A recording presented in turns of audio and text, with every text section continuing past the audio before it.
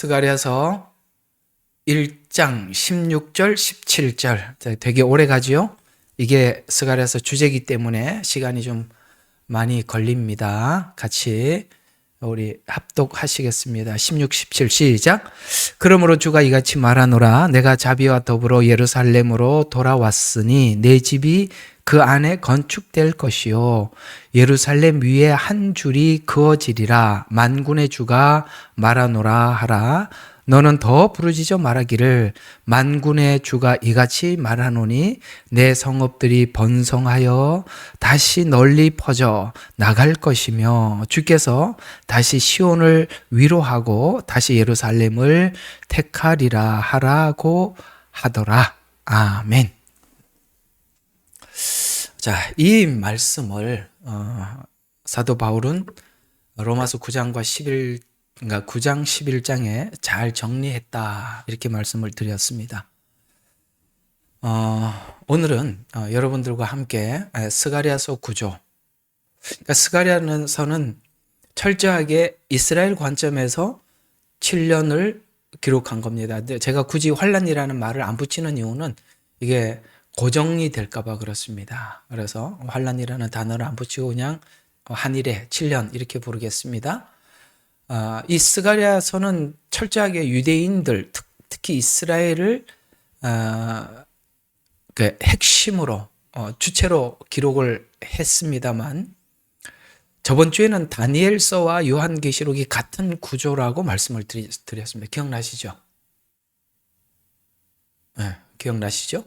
자, 이번 주에는 스가랴서는 철저하게 이스라엘을 중심으로 했지만은 이것이 요한계시록의 구조와 동일하다는 것을 증거해서 특별히 이 요한계시록 시대 한일회를 환란기라고 보지 않고 저희들은 하나님 마지막 추수기, 부흥기라고 보고 있거든요. 그러니까 실제 이렇게 광고하고 이렇게 증거하려고 시도하는 사람들은 잘 없어요. 그러기 때문에 좀 더 이 부분이 마지막 하나님 부흥기라는 것, 특히 요한계시록 7장이 주제장이라는 것에 대해서 오늘은 스가랴서를 중심으로 해서 한 번 더 증명을 해보겠습니다. 저번 주에는 다니엘서를 통해서 증명했다면 이번 주에는 스가랴서를 통해서 증명을 해서 좀 더 확고하게 저희들이 이해하고 있는 마지막 7년에 대해서 좀 정확한 이렇게 포인트를 찍어놓고 우리가 이 마지막 한일회를 바라보자는 차원에서 한번 보도록 하겠습니다. 자, 보면 이 7년기를 환란기로 보느냐 부흥기로 보느냐에서 대부분 사람들은 이렇게 7년 대환란 이렇게 환란기로 해석을 하는 것 사실입니다. 그렇죠? 요한계시록 해석하시는 분들을 보면은 대부분이 환란기라고 이렇게 딱 찍어놓고 설명을 하려고 하지 이 부흥기라고 주장을 하는 경우는 잘 없습니다. 그래서 어쩌면 저희들이 이 마지막 때를 한 일회를 부흥기라고 봐서 사람들이 굉장히 의아해 할 수도 있지만 저는 이 부분에 대해서 여러분들과 함께 오랜 시간 증거해왔고 구약 모든 예언서를 바탕으로 했을 때 우리가 분명한 7년은 이 부흥기임을 우리가 확인할 수 있는데 오늘은 그 부분을 좀 더 확인을 해보자는 것입니다. 자, 부흥기로 보느냐 환란기로 보느냐는 주인공이 누구냐에 따라서 다른 겁니다. 요한계시록은 이게 두 개가 계속 등장을 해요. 세 종류의 두 개가 나오는데요. 하나는 그리스도, 하나는 적그리스도, 그 다음에 그리스도. 그러니까 이게 대칭점에 있는 것들이죠. 그래서 그리스도냐, 적그리스도냐. 그 다음에 또 두 성이 등장합니다. 무슨 성요? 예루살렘 성, 바벨론 성. 바벨론 성은 천년 왕국으로 넘어가서 영원하죠. 그러나 그러니까 예루살렘 성은 제가 예루살렘이라고 하는 거 맞죠? 혹시 바벨론 성이라고 말은 안 했죠? 내가 말을 하고도 지금 뭐라고 말했는지 깜빡해서 그렇습니다. 어쨌든 예루살렘은 천년 왕국으로 넘어가지만 바벨론 성은 요한계시록이 완전히 무너졌도다 하고 무너집니다. 또 하나 음녀와 그 다음에 순결한 여인, 그러니까 뭐 여기서 신부 이렇게 표현하죠. 그러니까 음녀와 신부 이렇게 둘의, 그러니까 여자는 여자지만 두 종류의 여자가 나옵니다. 음녀라는 말은 딱 어떤 말이 딱 생각나게, 종교다원주의, 이게 딱 떠오를 겁니다. 이게 마지막 때 종교다원주의는 음녀로 가는 길입니다. 뭐 그쪽에 가서 뭐 내가 신부 단장 다 소용없습니다. 그건 음녀예요. 그냥 여자니까 드레스는 입겠지. 그러나 음녀야. 그래서 두 가지, 그리스도, 적그리스도, 그 다음에 예루살렘, 바벨론, 음녀, 그 다음에 신부. 신부는 예루살렘에 들어갑니다만은 음녀는 죽죠. 적그리스도는 영원한 불못에 들어가지만 그리스도는 예루살렘 성의 주인공이 됩니다. 이게 둘을 대칭하는 이유는 최후의 끝이 어떻게 되느냐를 우리에게 알려주어서 우리가 마지막을 알고 가라는 겁니다. 그래서 우리가 이쪽에 속하지 말라는 것을 이렇게 선명하게, 그러니까 대충 중간쯤 설명하는 게 아니라 둘이 확연하게 다른 둘을 대칭시켜서 우리로 하여금 흔들리지 않는 믿음을 가지고 이 마지막 때를 대하라라는 차원에서 말씀하고 있다는 것입니다. 그래서 적그리스도를 주체로 자꾸 사람들이 왜 이렇게 그리스도를 보지 못하고 적그리스도를 자꾸 보게 되느냐, 이 마지막 때를 보면서 적그리스도를 주체로 보느냐면은 딱 그겁니다. 복음에 대한 이해와 깊이가 얼마나 있느냐 없느냐에 따라서 복음에 대한 깊이가 없으면 적그리스도가 주인이 돼요. 그러나 복음에 대한 이해를 하게 되면 주인공이 적그리스도가 아니라 그리스도가 됩니다. 예수님이 됩니다. 복음의 주인공은 적그리스도는 아니죠. 예수님이죠. 그래서 이 마지막 한 일회를 환난기로 보는 사람들은 복음에 대한 깊이가 없어서 그래요. 그래서 대체적으로 복음이 은혜의 깊이와 자유, 그리고 확실한 언약에 대한 이해가 부족해서 그럴 것입니다. 이 말은 복음을 얼마나 믿고 확신하는가에 따라서 다르다는 말이 되는 것이죠. 누가 보이느냐 이거죠. 우리는 복음이 있는 사람들은 예수님이 보이게 되고 복음이 없는 사람들은 적그리스도가 파괴하고 멸망시키고 이런 게 눈에 보인다는 말이죠. 근데 부흥기로 본다는, 우리 같이 이렇게 부흥기로 보는 사람들은 주체가 그리스도이기 때문에, 즉 복음이기 때문에 이 마지막 주체가 그리스도로 보게 되는 것입니다. 구약에서 이스라엘이 여러 가지 하나님 앞에 심판을 당했던 고난과 어려움들은 이스라엘의 부흥과 아주 밀접한 관계를 가지고 있었습니다. 이스라엘은 하나님 앞에 심판을 당하고 난 이후에 부흥이 반드시 찾아왔습니다. 똑같죠. 마지막 환난은 부흥을 가져다 준다. 그건 구약에서 놓칠 수 없는 분명한 패턴이기도 합니다. 또 이스라엘을 더 나가서 이스라엘을 만났던 국가들은 하나님을 만나는 기회로 삼았다. 저번 주에 다니엘서에서 말씀을 드렸습니다. 그렇죠? 바벨론에서는 느부갓네살 왕이, 페르시아에서는 다리오 왕이, 그렇죠? 이런 모든 것들은 이스라엘은 환난을 당하지만 환난을 당할 때 이방인들은 복음을, 예수님을 만나는 기회가 되더라. 이것이 구약에만 있었던 것이 아니라 이 패턴이 동일하게 마지막 한 일회에 적용되더라 라고 보면 환난은 맞지만 그 환난의 목적은 회복이요, 부흥이요, 구원이다. 이렇게 결론을 내릴 수가 있는 것입니다. 그렇다면 환난기의 목적을 어디로 봐야 하는가에 따라서 대처 방법이 달라집니다. 그래서 사실 우리 예레미야 눈물 교회가 처음에 생겼을 때 많은 분들이 우리 백고무 신에 대한 이해도 있었고, 지금도 그게 금기어가 됐는지 몰라서 백고무 신이라고 이렇게 하면 다 알아듣죠? 거기에 대한 이해도 있었고 또 마지막 때에 대한 이해도 있었습니다. 오셔서 많은 분들이 다른 주장을 했습니다. 물론 이걸 환난이라는 주제를 가지고 많이들 나누었었습니다. 근데 환난으로 보게 되면 뭐를 찾게 되느냐? 어떤 피난처라는 공간을 찾게 되겠죠. 그러나 부흥기라고 보게 되면 우리는 더욱더 복음에 집중하게 되겠죠. 저희는 피난처를 구하는 것이 아니라 복음을 구하는 곳입니다. 그래서 우리가 이 환난기 목적을 어디로 보는가에 따라 대처 방법이 달라지는데, 구약의 심판과 환난을 통해서 요한계시록을 접근해 보면 환난을 통한 부흥임을 알 수 있습니다.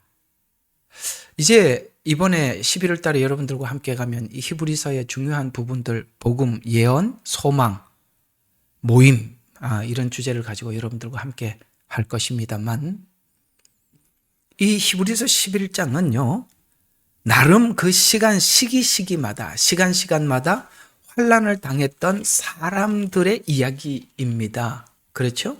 그러니까 환난을 당했지만 그들의 피난처는 어떤 공간이 아니라 믿음이었다라고 히브리서는 말씀해주고 있고, 이 각자 그 나름대로 환난을 당했었지만 그들이 믿음을 가지고 어떻게 살았는가에 대한 이야기가 쭉 나열되어 있는 것 중에, 우리가 마지막 때 한일의 때 우리의 피난처가 믿음이라는 것에 대해서 새삼 복음이었다라는 것에 대해서 한 번 더 보고 지나가면 오늘 좀 설교가 수월해질 것 같으니까 11장으로 한번 가보겠습니다. 히브리서 11장 27절에서 29절 보겠습니다.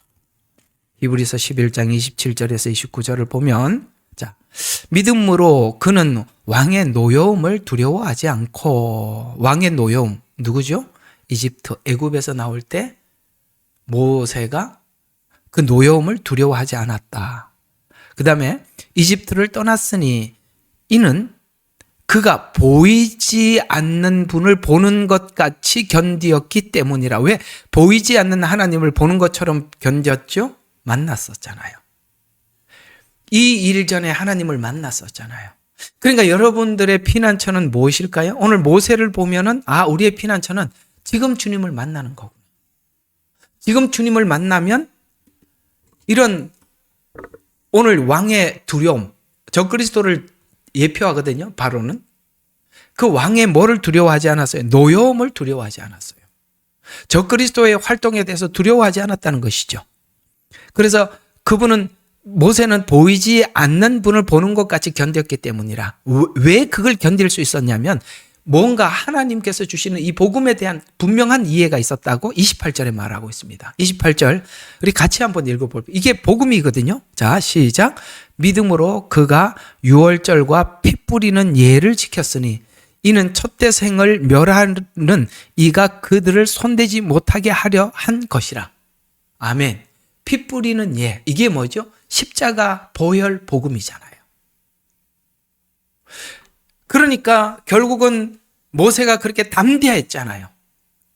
양보하지 않잖아요. 재앙을 내리고 또 바로의 마음이 강팍하고 재앙을 내리고 강팍하고 이걸 계속 반복을 하는데도 모세도 결코 거기에 동조하지 않고 끝까지 해서 어떻게 합니까? 자기 백성들을 이끌어 나왔던 이유가 뭐냐면 보이지 않는 분을 보는 것 같이 견뎠는데 이미 광야에서 만나 주셨던 그 하나님, 그 다음에 모세에게 말씀하셨던 하나님, 그리고 마지막 나오기 전에 하나님께서 주신 그 복음, 유월절 피 뿌리는 예는 정확히 십자가에서 흘린 예수님의 보혈을 이야기하는 것입니다. 그 십자가 복음이 뭐를 하게 하더라? 결국은 이 바로의 두려움을 극복하게 할 뿐만 아니라 결국 홍해를 갈라서 하나님께서 약속한 약속의 땅으로 들어가게 출발을 하게 하더라는, 우리가 가지고 있는 마지막 때 복음의 피난처는 바로 십자가에 피 묻은 복음을 내가 얼마나 확신하느냐에 따라서 다르더라, 이렇게 말씀하고 있습니다. 그래서 믿음으로 그들은 믿음으로 했어요. 다 이게 믿음으로 했는데 그들은 마른 땅을 가르듯이 홍해를 통과했으나, 여러분 마지막 때는 하나님의 사람들은 이 환난 때 하나님이 보호하셔서 그 홍해를 건너지만 이집트인들은, 사단의 무리들은 그렇게 해보려고 시도했다가 뭐 했어요? 물에 빠져 죽었느니라. 둘을 선명하게 갈라내더라. 어디서 그걸 봤죠? 유월절 피 뿌리는 그때 죽음의 천사가 넘어갔듯이 똑같이 홍해 앞에서도 하나님의 백성들을 거기 건너가게 하시고 애굽 병사들은 거기에 빠져 죽게 하더라. 앞에서도 그랬고 또 그러더라. 우리는 하나님 복음을 통해서 하나님께서 그렇게 믿는 자는 구원하고 하나님께서 그렇지 않는 자 심판하신다는 복음을 우리가 가지고 있어요. 근데 실제 현장에서도 그렇다라는 거예요. 홍해라는 현장 앞에서도 당신의 백성들은 건너게 하고 바로에 속한 무리들은 수장시키더라.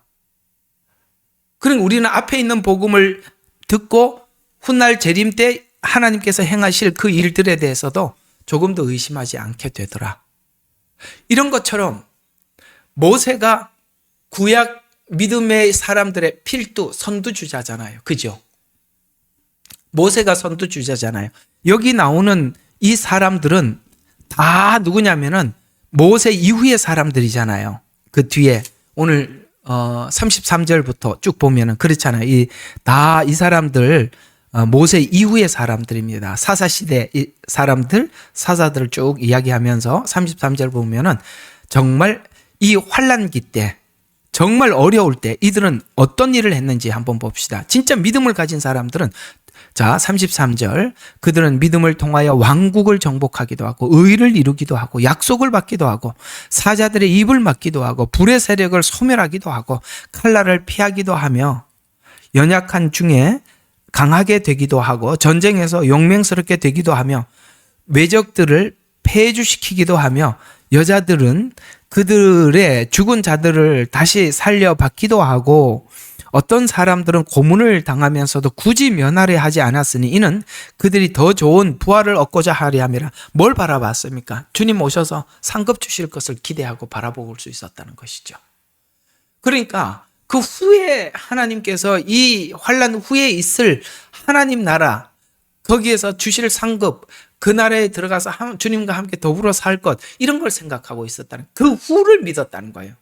근데 그 후를 믿지 않는 사람은 지금 생명 붙어있는 생명을 어떻게 유지하느냐에 관심이 있고 믿음을 가진 사람들은 죽음 이후에 있을 하나님의 축복된 나라를 바라보는 겁니다. 그러니까 그 너머 하나님의 약속을 보지 못하는 사람들은 지금 살아있는 목숨에 연명하더라는 거죠. 그래서 믿음의 사람들은 도리어 이 환경을 훨씬 초월하고 넘어서 그렇게 하나님 앞에 믿음을 지키더라. 그래서 마지막 때 환난기 때 이 마지막 한일의 피난처는 어디라고요? 하나님의 복음을 믿는 믿음이다. 이렇게 결론이 되는 것이죠.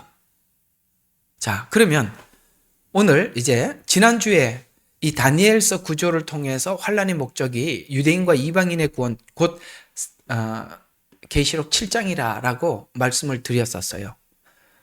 오늘은 스가랴서는 철저하게 유대인 중심으로 기록한 예언이지만 유대인의 구원으로 인해 유대인이 이제 마지막 눈이 열리고 하나님 앞에 돌아오잖아요. 그래서 유대인의 구원으로 인해서 이방인의 구원이 있을 것을 다니엘서와 동일하게 예언을 하고 있다는 것이죠. 이 동일한 것에 대해서 오늘 좀 설명을 하려고 합니다. 그러면 우리가 마지막 때 주제장이 7장이라는 것을 한 번 더 스가랴서에서 확증을 해보자는 거예요. 그래서 이건 그냥 확인을 하고 넘어가야 되기 때문에 그렇습니다. 이렇게 할 수가 없어서 성경 구절을 준비를 해놨습니다. 자, 한번 그게 왜 같은지 하나하나 볼까요? 자, 스가랴서로 다시 돌아갑니다. 성경을 다 스가랴서로 오늘 본문 돌리겠습니다. 자, 그러면 하나하나 보도록 하겠습니다. 2장 10절과 11절을 보십시오. 자, 똑같습니다. 유대인들이 회복이 되면서 이방인들이 회복된다라는 말이 여기 많이 나오거든요. 보자고요. 2장 10절, 11절 제가 보겠습니다. 오 시온에 따라 그 이스라엘을 이야기하는 겁니다. 노래하고 기뻐하라. 이는 보라 내가 왔고 내가 왔대요. 이스라엘에 주님이 오셨답니다. 내가 내 가운데 거할 것이기 때문이라. 온 정도가 아니라 거한대요. 요한계시록은 뭘로 끝나느냐? 우리가 주님과 함께 거하는 거로 끝이 나거든요. 거할 것이기 때문이라. 주가 말하노라 날. 자, 여기서 그날 동그라미 쳐놓으세요. 자, 지금 그러니까 스가랴서의 핵심은 그날이에요. 그래서 그날에 대해서 다 알아야 돼요. 여기서 말하는 그날이라는 의미가 뭔지 그날을 다 알고 나면 이게 로마서에서 말하고 있는 유대인들이 자비를 입는 날이구나. 이걸 알 수 있어요. 그 자비를 입는 날이 언제라고요? 마지막 7년 때 자비를 입거든요. 그러니까 이 날은 마지막 7년 때 유대인들이 눈이 열리는 날, 하나님의 은혜의 자비가 열리는 날, 이렇게 생각하면 됩니다. 그게 스가랴에서 말씀하고 있는 8가지 환상입니다.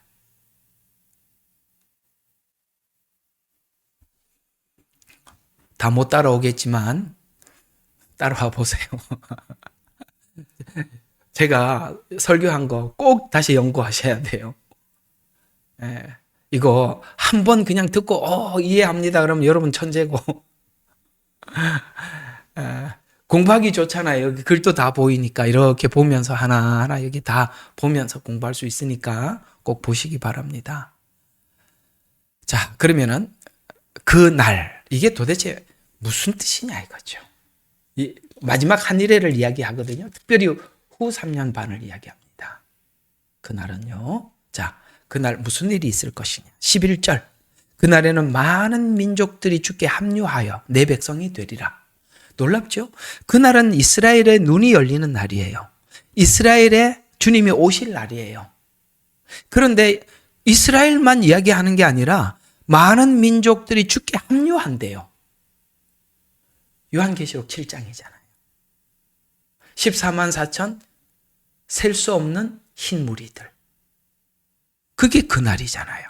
그날에는 많은 민족들이 주께 합류하여 내 백성이 되리. 그러면 내가 내 가운데 거하리. 이건 뭡니까? 이스라엘 가운데 거하리니 너는 만군의 주께서 나를 보내신 것을 알리라.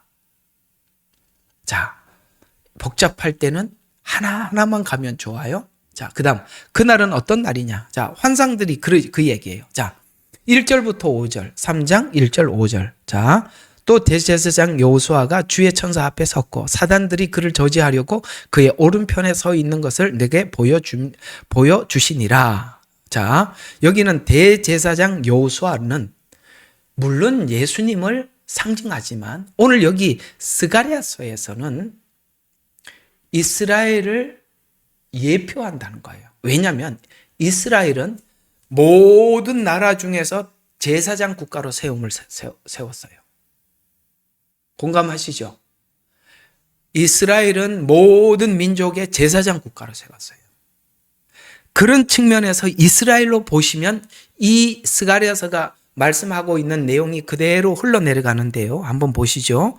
천사가 앞에 서 있고 사단은 그를 저지하려고 오른편에 있는 것을 내게 보여주시는 거야. 스가랴에게 보여줬어요. 주께서 사단에게 말하기를 오 사단아 주가 너를 책망하노라. 예루살렘을 택한 주가 너를 책망하노라. 하나님께서 이스라엘을 택했단 말이에요.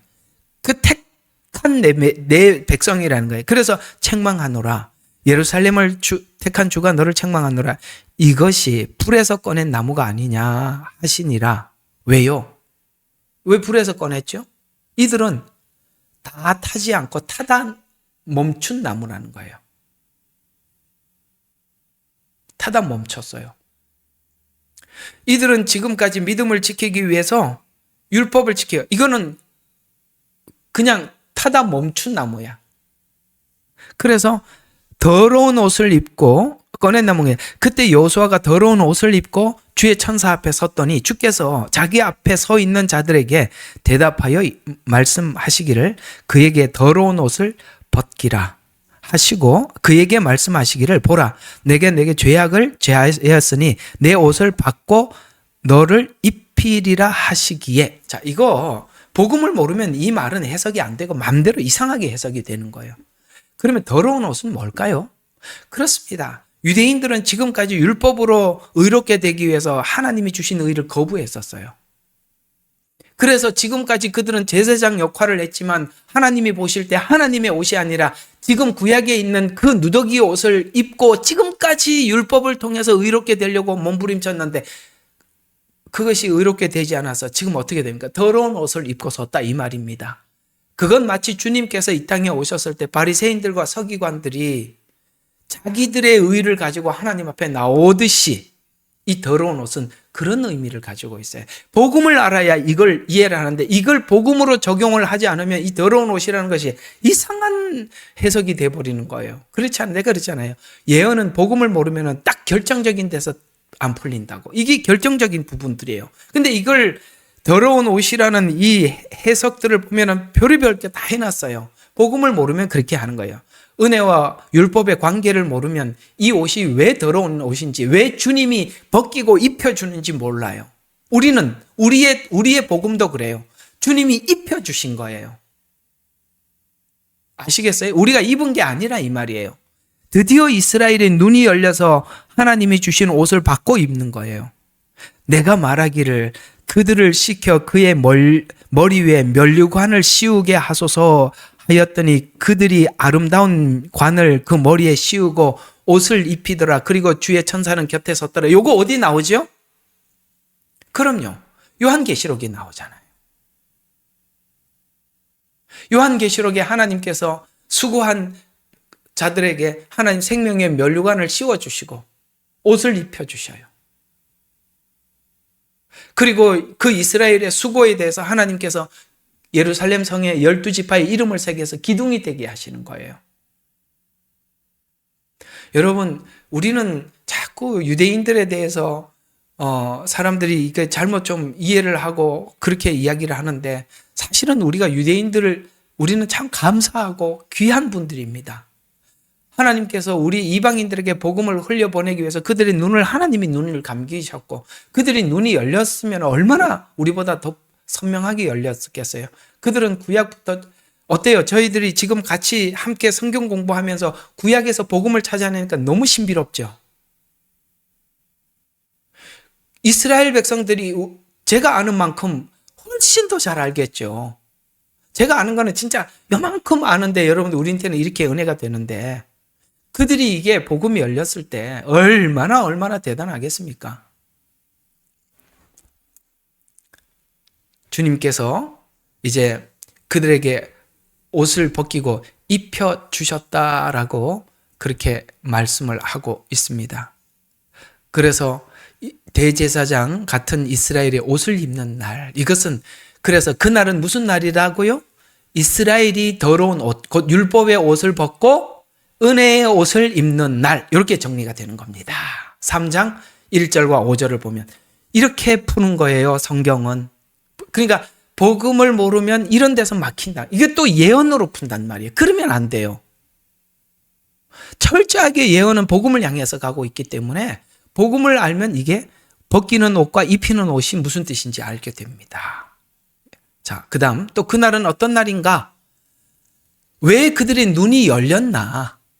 어찌 그렇게 눈이 열리게 되냐? 성령의 도움이야. 주님께서 그 말씀하셨잖아요. 내가 가면 성령님이 오셔서 내가 너에게 이런 말이 생각나게 하고 또 뭐죠? 내가 너에게 의와 죄와 심판에 대해서 말씀해 주실 것이다. 드디어 성령님이 오셔서 이스라엘의 눈이 열려요. 그게 어디라고요? 4장 1절과 7절입니다. 이것도 놀라운 이야기죠. 나와 말하던 그 천사가 다시 와서 나를 깨우니 나는 마치 잠에서 깨어난 사람 같더라. 이게 환상이 이런 거라고 했지요. 환상. 자, 그가 내게 말하기를 내가 무엇을 보느냐 하기에 내가 말하기를 내가 보니 전체가 금으로 된 금촛대가 보이는데 그 꼭대기는 한 그릇이 있고자. 촛대는 뭐라고요? 요한계시록에 교회로 나옵니다. 그게 짝이에요. 자, 교회. 이스라엘은 지금 성전이지 회당이지 교회가 없잖아요. 드디어 주님께서 말씀하신 그 교회가 이스라엘에 열리기 시작하는 것입니다. 촛대. 그래서 촛대가 보이는데 그 꼭대기는 한 그릇이 있어요. 이제 나중에 이 그림은 내가 나중에 이거 4장 들어가서 보여줄 거예요. 7불이 있으면, 자, 이건 뭐 어디에 있는 거죠? 성막에 있는 7촛대잖아요. 자, 있는데 그 꼭대기에 있는 7등불에는 7관이 있다라는 것은 이게 머리 쓰는 관이 아니라 파이프라인. 그 곁에는 두 올리브 나무가, 자, 나무가 2개가 있고 올리브 나무에 관이 연결이 되어 있어요. 파이프가 연결돼서 그 파이프가 어디로 들어가느냐? 지금 7촛대 기름을 계속 공급해 준다는 거예요. 예수님께서 가시면 뭐라고 말씀하세요? 성령님이 오시면 내가 너에게 이런 말이 생각나게 하고 죄와 의와 심판에 대해서 알게 해주시는데, 성령님이 오시면 어떻게 하느냐? 우리 안에 내주에서 그래서 성령을 한량없이 부음이라. 이 한량없이 붓는다는 말을 여기에 스가랴에서는 그 올리브 나무는 기름을 짜는 나무잖아요. 그 기름이 계속 교회에 공급된다는 거예요. 그러니까 지금 유대인들이 왜 눈이 닫혔죠? 그렇습니다. 성령님이 오지 않으니까 이게 닫히는 거예요. 근데 성령님이 오셔서 눈이 열리게 된 거예요. 그 얘기를 하고 있는 거예요. 그 곁에 두 올리브 나무가 있는데 3절입니다. 하나는 그 그릇의 오른편에 또 하나는 왼편에 있나이다 하고 내가 그렇게 대답하고 나서 나와 말하던 그 천사가 고하여 말하기를, 이제 모르니까 당연히 스가랴는 이거 모르죠. 그러니까 물었어요. 주여, 이것이 무엇이니까 하니 나와 말하던 그 천사가 내게 대답하여 말하기를 너는 이것들이 무엇인지 알지 못하느냐 하기에 내가 말하기를 내 주여 모르나이다 하였더라. 그러자 그가 내게 대답하여 일러 말하기를 이것은 스룹바벨에게 하신 주의 말씀이라. 말하기를, 자, 스룹바벨에게 이런 말씀을 하셨어요. 힘으로도 안 되고, 이게 뭐죠? 율법. 이게 그 말이에요. 율법은 자기 힘으로 하는 거예요. 힘으로도 안 된다. 구원은 그렇게 되는 게 아니야. 힘으로도 안 되고 능력으로도 아니고 오직 뭘로 된다? 나의 영에 의해서니라 만군의 주가 말하노라 하셨느니라. 이해가 가요? 힘과 능은 율법으로 의롭게 되려고 하는 것입니다. 그것이 지금 제사장이 입었던 더러운 옷이에요. 연결이 되시죠? 이 환상들이. 그래서 만군의 주가, 자, 오 사나 내가 누구냐? 너는 스스로 스룹바벨 앞에 평지가 되라. 이게 무슨 산은 뭐예요? 율법이라는 산. 이걸 지켜야 의롭게 되는데 우리가 볼 때는 그건 넘을 수 없는 산이에요. 근데 하나님께서 오셔서, 그래서 주님이 오셔서 뭐라고 하셨어요? 높은 산은 낮아지게 하고 골짜기는 평탄하게 한다. 그래서 침례 요한이 그걸 쭉 해서 주님이 오셔서 주님의 오르시는 길을 예비하라. 그래서 높은 산은 낮아질지어다. 골짜기는 채워질지어다. 이렇게 말씀해요. 그게 뭐죠? 율법이라는 산. 골짜기는 절망이라는 산. 율법은 절망이라 이 말이에요. 골짜기. 넘을 수 없는 산인데 그것이 우리에게는 골짜기예요. 그래서 은혜가 와서 그 산을 평지가 되게 만들고 쭉 깔아서 우리로 하여금 대로를 열고 주님 앞으로 가게 했다는 거예요. 은혜 앞으로. 드디어 이스라엘이 하나님의 영, 성령님이 오셔서 복음의 눈을 열어서 그들이 넘지 못하는 산을 하나님께서 무너뜨리시고 골짜기를 채우셔서 이제 그들은 구원 앞으로 하나님 앞에 나아가게 되는 날이 그 날이다. 그게 언제 있다고요? 언제 있다고요? 그렇죠. 마지막 7년, 특히 후반부에. 계속 그날이라는 걸 알고 들으라 이 말입니다. 그러면 그렇게 눈이 열리는 날인데, 눈이 열리면 이 두루마리 환상, 이제 환상이 다 복음이라는 걸 알게 됩니다. 자, 두루마리 환상은, 자, 5장이에요. 5장에 보면 1절부터 나오겠죠? 그때 내가 돌이키고 눈을 들어 보았더니 날아가는 두루마리. 이 날아간다는 말은 공개라는 겁니다. 공개하다. 그가 내게 묻기를 내가 무엇을 보느냐? 이제 보았어요. 하기에 내가 대답하기를 내가 날아가는 두루마리를 보니 그 길이가 20규빗이고 너비가 10규빗이니이다. 이건 뭐죠? 정확한 사이즈까지 봤다는 거예요. 그 안에 있는 내용이 전부 다 공개됐다는 거예요. 근데 그 안에 어떤 내용이 기록되어 있었죠? 온 지면에 퍼져나가는 저주라. 자, 저주. 율법은 저주입니다. 심판이죠.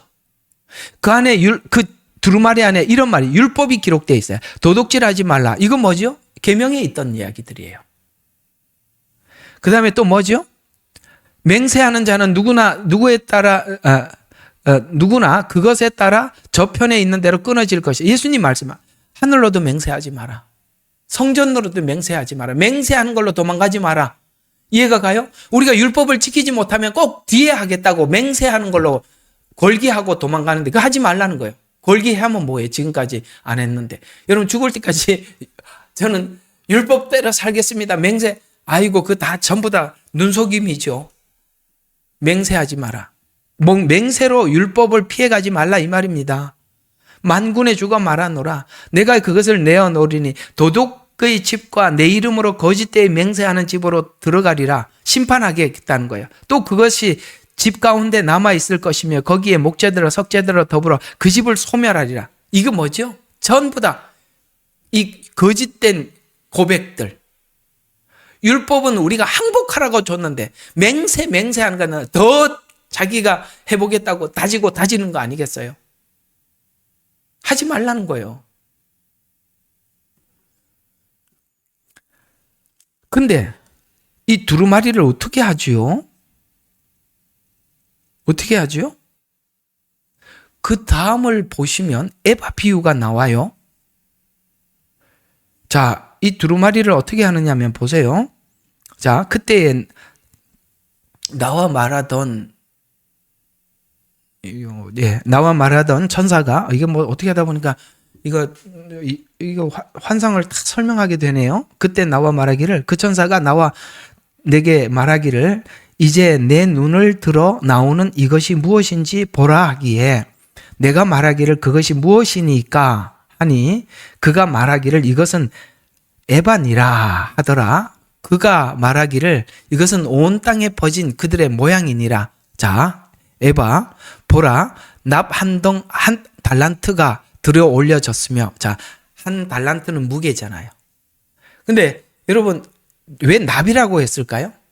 우리가 낚시를 가면 꼭 그 낚시 추는 납으로 만드는 거 아시죠? 왜 납으로 만들죠? 다른 걸로 안 만들고? 부피에 비해서 무게가 무겁기 때문에 그렇습니다. 그래서 납으로 깔아앉히면 빠른 속도로 깔아앉고 무거우니까 다시 끌어올릴 수가 없어요. 그런 측면에서 이게 납이 등장하고 있는 거예요. 자, 보세요.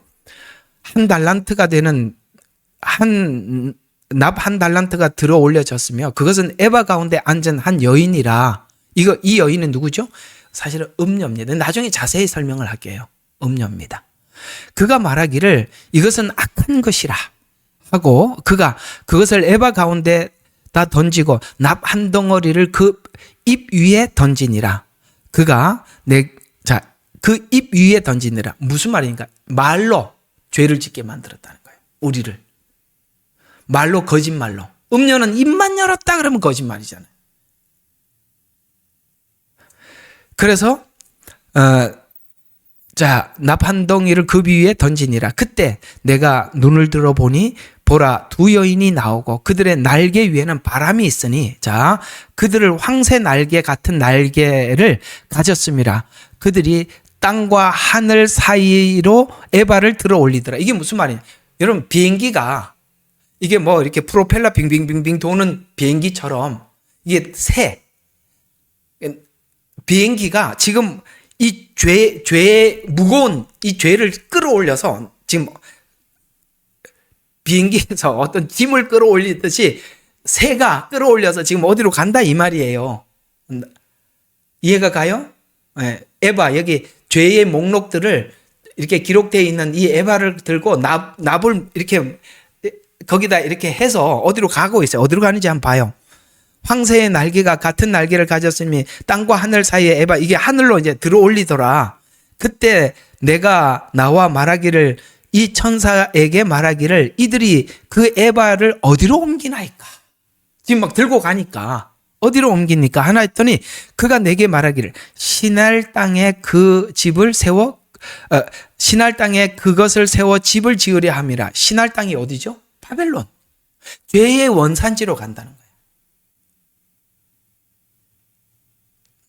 그래서 시날 땅에 그것을 세워 집을 지으려 함이라. 그것이 완성되리니 거기 그 땅의 기초 위에 세워질 것이라. 이렇게 말씀해요. 거기 갖다 쉽게 말해서 우리 이 죄덩어리들, 그걸 들고 시날 땅, 원래 죄를 생산하는 그곳에 갖다가 해가지고 그냥 빠뜨려가지고, 성경에 보면 깊고 깊은 바다에 빠뜨려갖고 무거우니까 다시는 끌어올리지 못하도록. 이 말씀을 시편에서는, 시편에 이런 말을 어떻게 인용을 하냐면은, 내가 너의 죄를 등 뒤에 던졌고 깊은 바다에 빠뜨렸다. 이 비유예요. 깊은 바다에 빠뜨렸는데, 빠뜨리는데 뭘로? 납을 묶어서 빠뜨려 버렸다는 거예요. 다시는 끌어올리지 못하도록.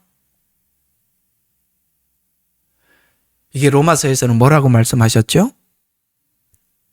정죄함이 없나니 죄에서 해방되었습니다. 이런 말들이에요. 어때요? 제가 지금 이렇게 푸는 거 보니까 예언을 예언으로 풀지 않고 예언을 복음으로 풀었죠. 하나도 하자가 없이 정확하지요.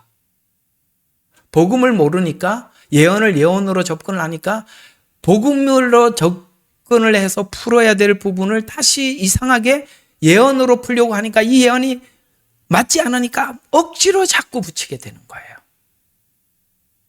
이 스가랴에서 말씀하고 있는 이 환상에 대한 설명들을 보면 너무나도 각자가 많이 달라. 왜? 복음을 모르면, 은혜와 율법에 대한 이해가 없으면 이 부분이 그렇게 잘못 풀어지게 되기 때문에 그렇습니다. 또 그날은 어떤 날이냐? 6장에서는 또 계속 그날인데 내병거 이야기가 나오죠. 이스라엘이 흩은 나라들을 심판하고 심판으로 하나님을 알게 되는 날이에요. 그러니까 지금 바벨론이 이스라엘을 흩은 나라잖아요. 이스라엘을 포로로 잡아와서 괴롭힌 나라잖아요. 근데 지금 이 에바가 가서 거기다가 시날 땅에다가 죄를 내려놓는다는 것은 그 이스라엘에게 죄를 짓도록 유도한, 아까 여기에 사단이 고발을 했잖아요. 그걸 유도한 바벨론이 심판을 받는 날이라는 거예요. 그런데 놀랍게도 바벨론이, 잘 들어요, 심판을 받으면서 무슨 일이 있느냐? 내병거 환상을 보면, 여기 지금 내병거는 정확하게 마지막 그 요한계시록 6장에 있는 네 말들이 있거든요. 근데 이 네 말들이 나오는데, 이 네 말들은 전부 다 어디로 가느냐면 이스라엘을 괴롭혔던 나라로 가는 거예요. 애굽으로 가고 바벨론으로 가는 거예요. 그런데 놀랍게도 애굽으로 가고 바벨론으로 가서 이스라엘을 괴롭힌 것에 대한 심판을 받으면서 무슨 일이 일어나느냐? 이방도 하나님을 알게 돼. 신기하죠? 이게 지금 7년이 마지막 한일회가 무슨 일이 일어날 것인지를 이렇게 설명을 해주고 있는 거라 이 말이에요. 그래서 흩은 이스라엘을, 흩은 나라들을 심판하면서 심판으로 하나님을 만나게 돼. 이 마지막 때 그렇게 된단 말이에요. 그래서 이스라엘에 지금까지 가슴에 한해 맺혔던, 한해 맺혀서 금식했던 금식이 끝났다는 말이에요. 그게 7장 이야기예요. 한번 우리가 이제 딱 세팅을 해놓는 거예요. 나중에 이 설명을 하기 위해서. 이게 이제 보면 금식에 대한 이야기가 나옵니다. 자, 여기 보면 계속 금식이 나오는데 어디 나오나? 이거 어디 나오죠?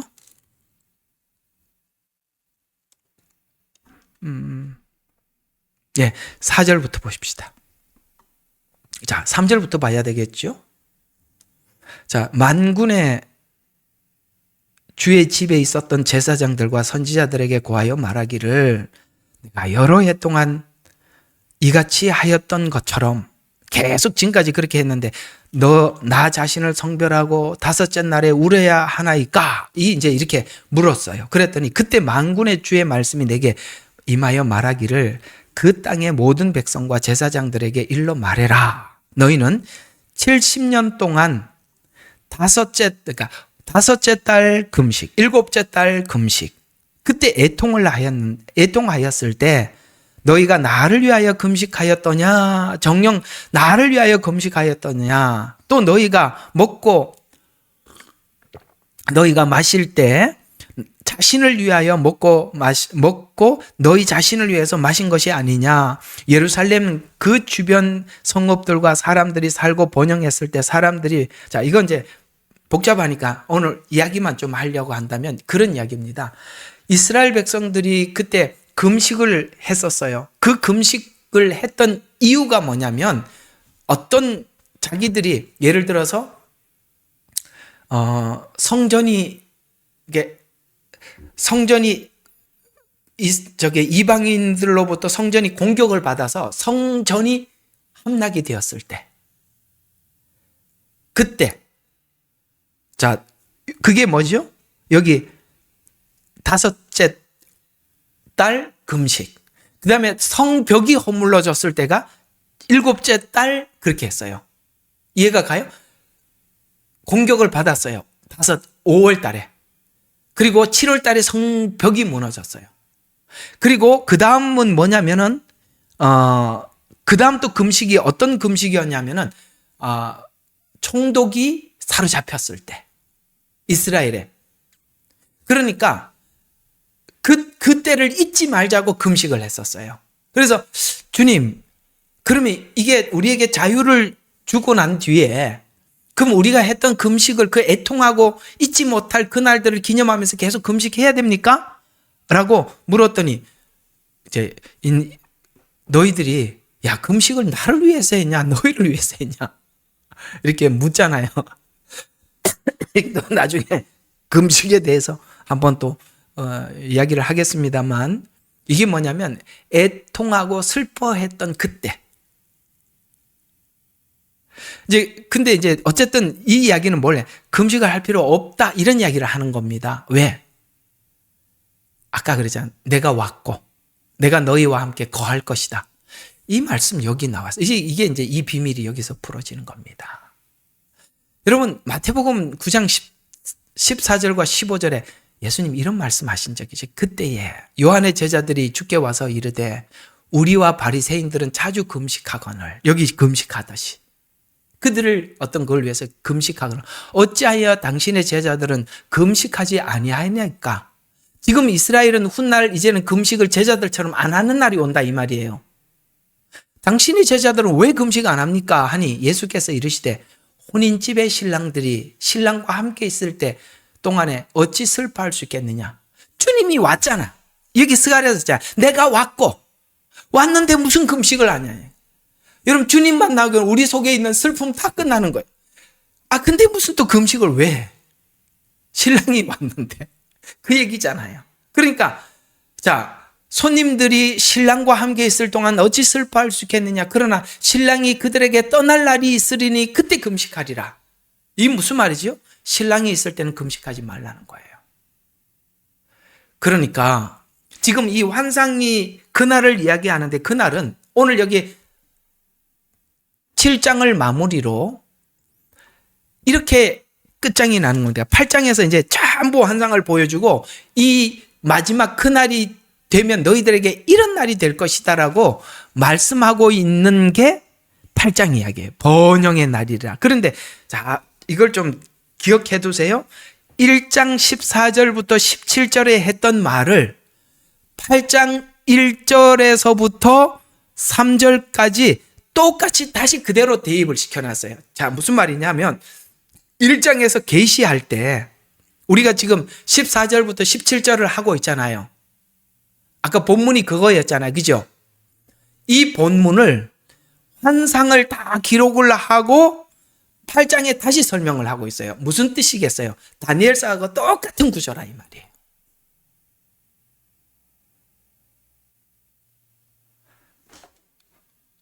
왜 고개를 안 끄덕거리실까? 다니엘서하고 똑같은 구조란 말이에요. 다니엘서가 14장인데 저번 주에 말했잖아요. 1장부터 6장까지 말을 하고 7장부터 실제적으로 있을 일들에 대해서 이야기했잖아요.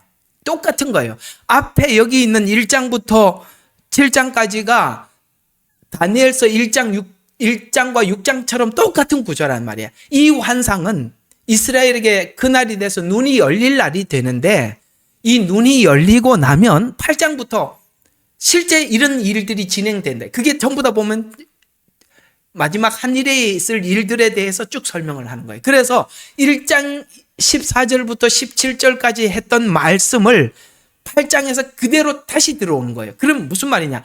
앞에서 이 강조점은 그 날이 무슨 날인지를 설명을 하고 있고 실제 앞으로는 엄청난 일들이 올 거라는 거예요. 그러니 무슨 이야기입니까? 이런 회복이 있을 거니까 어차피 이 시간은 환난은 지나갈 거다. 그러나 이것은 회복이다. 이렇게 하고 8장에 다시 기록하겠다는 거예요. 이해가 가죠? 그걸 그대로 옮긴 것은. 앞에서 설명이 끝났단 말이죠. 그러니까 이 관점에서 이 환난을 보라는 거예요. 그래서 8장 8절을 보세요. 8장 8절. 또 내가 그들을 데려오리니 그들이 예루살렘에 거하리라. 그들이 나의 백성이 되고 나는 진리의 안에서 그들의 하나님이 되리라. 하나님 처음부터 계속 이야기가 반복되는 거 아시죠?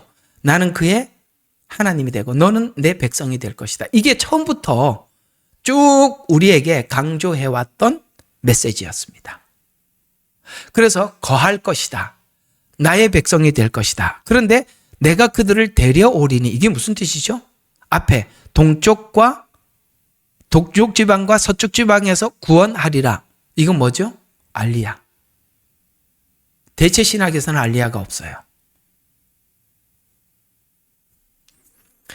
그리고 20절부터 23절까지 보고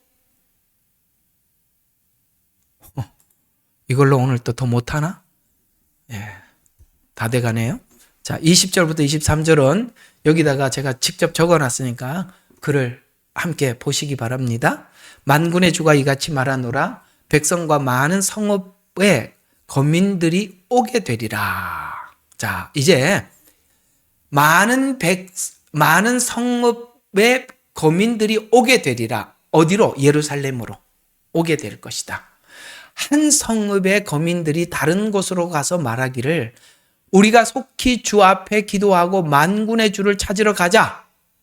그랬더니 나도 또한 가겠노라 하면서 막 몰려들기 한다는 거예요. 정녕 많은 백성과 강대한 나라들이 예루살렘에 계신 만군의 주를 찾으러 와서 왜요? 지금 주님께서 이스라엘에 거하니까. 그래서 만군의 주를 찾으러 와서 주 앞에 기도하리라. 이방인이 이스라엘에 와서 하나님을 찾. 그래서 앞으로 마지막 종말에는 모든 시선이 이스라엘에 모아질 것이다. 만군의 주가 이같이 말하노라. 그 날들에는 아까 이게 주제가 그 날이었죠. 그 날들에는 자, 그게 언제예요? 마지막 7년 때 10사람이 민족들의 언어에서 나와 붙잡으려니와 즉 유대인인 사람의 옷자락을 붙잡고 말하기를 우리가 너희와 함께 가리니 이는 하나님께서 너희와 함께 계심을 우리가 들었노라 하리라. 룻기. 이건 다시 룻기로 가는 거예요. 기가 막히게 연결이 되죠. 그래서 룻기가 그겁니다. 이스라엘이 이방으로 내려가는 시기, AD 70년에 이스라엘이 흩어지는 시간을 예언하는 거예요. 그런데 베들레헴에 다시 하나님이 양식을 주셨다라는 말은 이스라엘의 눈을 열었다는 거예요. 여기서 말하는 그날을 이야기하는 겁니다. 그래서 나오미와 그들이 다시 돌아가는데 놀랍게도 그 돌아가는 시기가 어떤 시기냐면 엘리멜렉이 죽고, 그건 뭐죠? 여호와는 나의 왕이시다. 그건 뭐죠? 왕과 백성 사이는 법으로 통치하는 사이입니다. 왕. 나오미의 남편의 이름이 엘리멜렉이에요. 엘리멜렉은 하나님은 나의 왕이시다라는 뜻이에요. 근데 보세요. 여러분은 하나님이 우리의 왕이에요? 아니면 아버지세요? 그렇습니다. 구약은 하나님이 왕으로 표현하지만 신약에 와서는 아버지라고 말합니다. 왕과 백성 사이는 법으로 통치하는 관계, 율법이죠. 그러나 아버지와 아들은 사랑의 관계입니다. 엘리멜렉이 이스라엘이 엘리야에서 이방에 내려가서 배운 게 뭐냐? 하나님이 나의 왕이 아니라 아버지라는 걸 알고 더 올라가는 겁니다. 이제 한 그림이 덧붙여졌죠? 예? 이게 놀라운 복음들이에요. 그래서 이스라엘이 이제 올라갑니다. 그때 누가 생기느냐? 룻과 같은 이방인들이 생긴단 말이에요. 당신의 하나님이 내 하나님이다. 당신이 죽은 곳에 그게 왜 그 얘기를 하냐? 나오미를 통해서 하나님을 소개받았으니까. 우리는 성경이라는 것은 이스라엘 역사예요. 이스라엘을 통해서 우리가 하나님을 배운 거잖아요. 같은 의미죠. 그게 룻기예요. 그래서 유대인을 통해서 이방인이 하나님께 돌아오는 통로가 열리게 되고, 유대인이 복음의 통로로 쓰임받는 것을 상징합니다. 그래서 이 마지막 때는 그렇게 하나님 앞에 이스라엘은 알리야하게 되고, 이제 이 알리야하는 이스라엘을 바라보면서 많은 이방 민족들이 당신의 그 하나님을 우리에게 알려달라라고 이야기를 하는데, 여기서 오늘 하나 덧붙여 드리겠습니다. 하나님은 이스라엘을 통해서 온 세상에 창조주요 주관자라는 것을 가르쳐 주실 것입니다만, 잘 들어요. 우리 예레미야 눈물방은 그 원리를 알고 있는 분들이세요, 여러분들은. 그래서 많은 사람들이 결국 헤매다가 여러분에게 물으러 올 겁니다. 이게 성경이 말하는 정확한 하나님의 구원의 계획이세요. 마지막 때를 환난기라고 두려워하는 많은 사람들에게 여러분들은 중요한 가이드가 되어 드리기를, 지금 잘 준비하시기를 주님의 이름으로 축원합니다. 기도하겠습니다. 하나님 아버지, 모든 예언은 복음을 천하 만민에게 전파하기 위한 하나님의 경륜이라고 처음부터 말씀하셨습니다. 하나님은 아브라함을 불러 세워놓고 내가 너를 통해서 천하 만민에게 복을 받게 할 것이다 라고 말씀하셨습니다.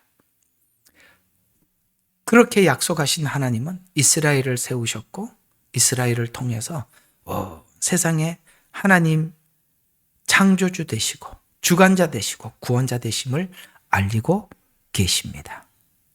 이것이 성경이 이야기하는 가장 중요한 핵심 중에 핵심입니다. 이 복음을 알고 있는 하나님의 사람들을 마지막 때 세우셔서 이렇게 복음을 듣지 못해서 목말라 외치는 영혼들에게 하나님의 귀한 안내자들이 다 되도록 한 사람 한 사람 살펴 주시옵소서. 우리 모두가 하나님 앞에 그렇게 세워지는 하나님의 아들, 딸들이 또 하나님의 부르심을 입은 하나님의 사람들이, 종들이 되게 하옵소서. 예수님 이름으로 기도드렸습니다. 아멘. 예레미야의 눈물은 시대에 맞는 말씀 선포와 변질되지 않은 순수 복음을 외치고 있습니다. 함께 연결되어 하나님께 예배드리며 이 마지막 때에 하나님께 쓰임받길 원하시는 분은 카카오 채널로 연락 주시면 연락드리도록 하겠습니다. 고정 댓글에 채널 경고와 착제에 대비한 예비 채널과 제2채널 링크를 올렸습니다. 이 채널 또한 구독 부탁드리겠습니다. 감사합니다. 우리는 역사상 가장 중요한 시점을 지나고 있습니다. 하나님께서는 하나님의 일을 하시기 전에 사람을 준비시키셨음을 우리가 알고 있습니다. 하나님 말씀은 마지막 때에 대추수, 대부흥의 때가 있다고 분명히 예언하고 있습니다. 아멘. 하나님의 말씀이 그대로 성취될 것을 믿습니다.